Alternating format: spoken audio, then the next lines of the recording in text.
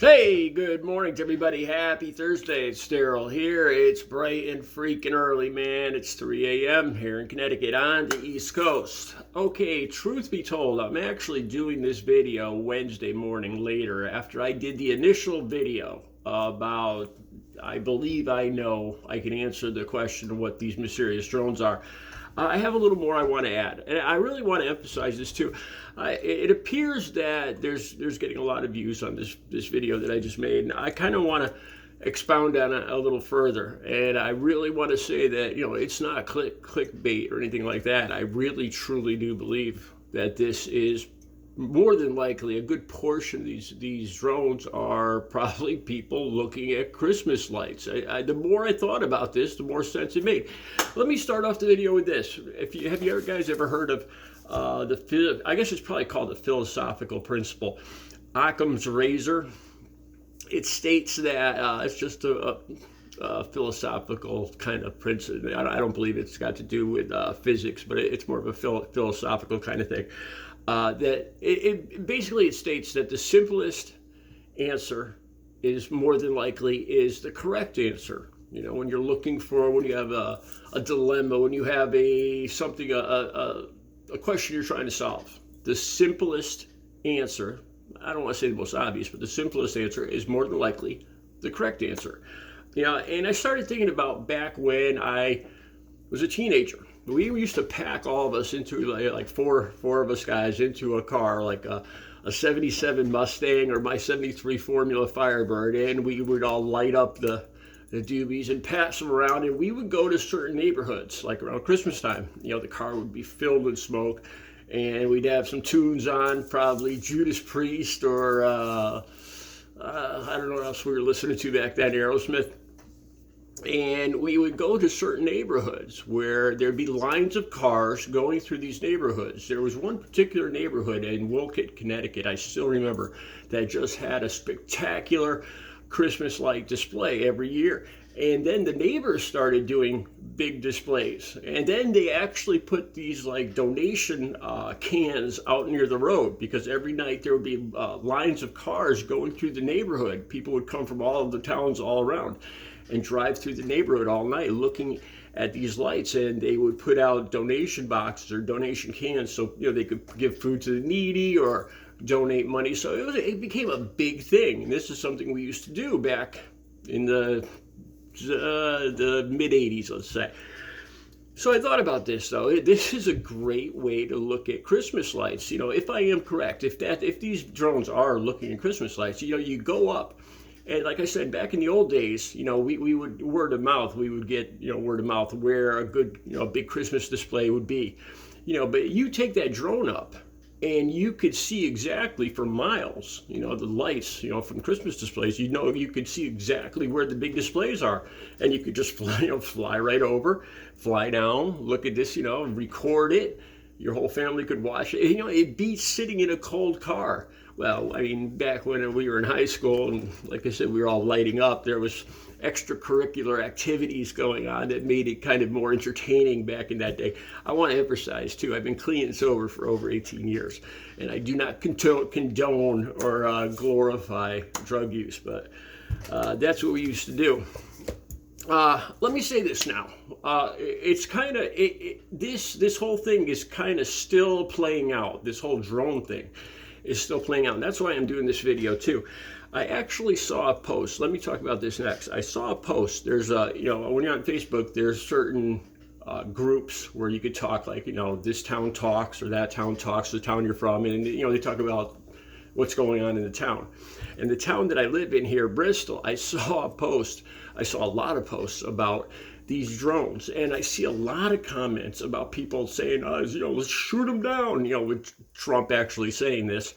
Then I see another post from this town right here, where this guy actually writes a post, and he writes, looking at a drone right now, I'm following it. So this guy, it's like 9 o'clock at night, and this guy supposedly spots what he thinks is a drone, and he's craning his neck out, out the windshield or out his car door, trying to follow a freaking drone. And I thought about this. What kind of freaking danger this is to the rest of us out on the roads. He is looking up and trying to follow a drone. Drones don't follow streets or highways, so they're cutting through, forests and parks, and this guy is trying to, follow this drone. And this is serious, and I start thinking about this, or Marjorie Taylor Greene's post, about, now she thinks that, people are going to have to hide inside and, duck and cover or whatever it is, hunker down or whatever I said in the last video.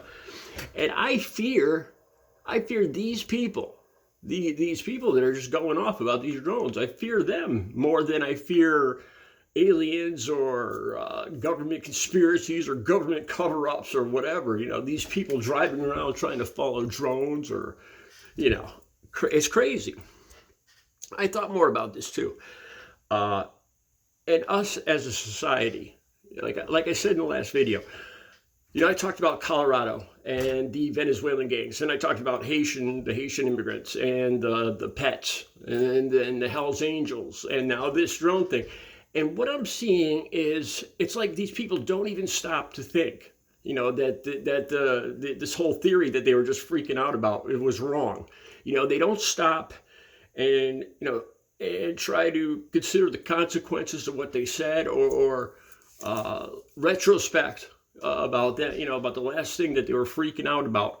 They just go from one angry, fear-filled rhetoric event to the next one, to the next one, to the next one, and they don't even stop to consider, I didn't see anything on Twitter, apologizing or saying I was wrong, about the Venezuelan gangs or about the Haitian, the pets or any of that stuff. And it's going to be the same with the drones. When this turns out, like I said, to be just, commercial drones or helicopters or small planes, people look at Christmas lights, and then this whole bunch, this segment of American society will just move on to the next, whatever the next fear-filled, angry point of interest will be. Who knows what that is, but damn well there's going to be another one coming down the pike. As soon as this drone thing's over, there's going to be another one. And we don't even stop. That's the thing. We don't even stop to consider the last one. We just, this bunch of people that are just so tied up in these events that aren't really anything. They're just conspiracy theories, one after the next, and they don't even stop to consider that the last thing they were texting about for days wasn't even true. And they move on to the next one and the next one. And it's just this echo chamber where they keep, spreading these theories. Like I said, Marjorie Taylor Greene in yesterday's video talking about, the government's going to tell her to shelter in place. That's nonsense. It's freaking nonsense. And, guaranteed she won't apologize about it. She won't say I'm wrong. She'll just move on to the next anger, paranoid filled post, in a couple of weeks or whatever that's going to be about.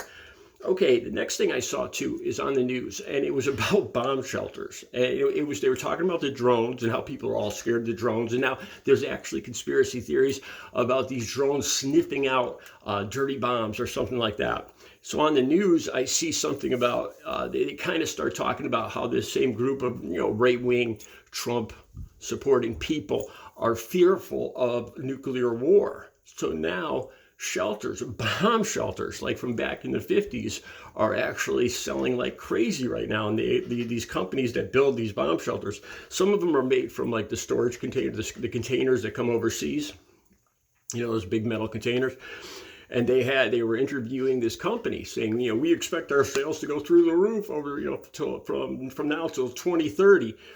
With people getting all paranoid about nuclear war and drones and Venezuelan gangs and Haitians eating pets, and they want to hide their family underground in a shelter. And you know what? Here's my thought on that. And I don't mean to sound like I don't want to live. I love my life. I love, things are great now, but I'm approaching 60 years old. And, honestly, I don't have kids. I'm not married. And if there was a nuclear war, if there was like the end of the world coming up, I would just sit back and enjoy.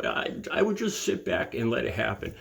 I can't imagine hiding myself in a little metal box underground, and trying to survive something that I really don't want to survive anyway, and live in a world that God knows what the next world will be like, because this one's getting hard enough to live in as it is with all this crazy rhetoric. I think I would be just fine with calling it a day and moving on from this world. If there actually was like an asteroid or a nuclear war, I'd be just fine with sitting back and letting it happen. I've had a good, 60 years. Peace out. We're all going to leave this earth sooner or later anyway. Honestly, we're born, we die. It's a fact of life. Why? I'm not going to run from it. I'm not going to hide in a metal box underground. Those are my thoughts. Let me know what you think. Have a good Thursday.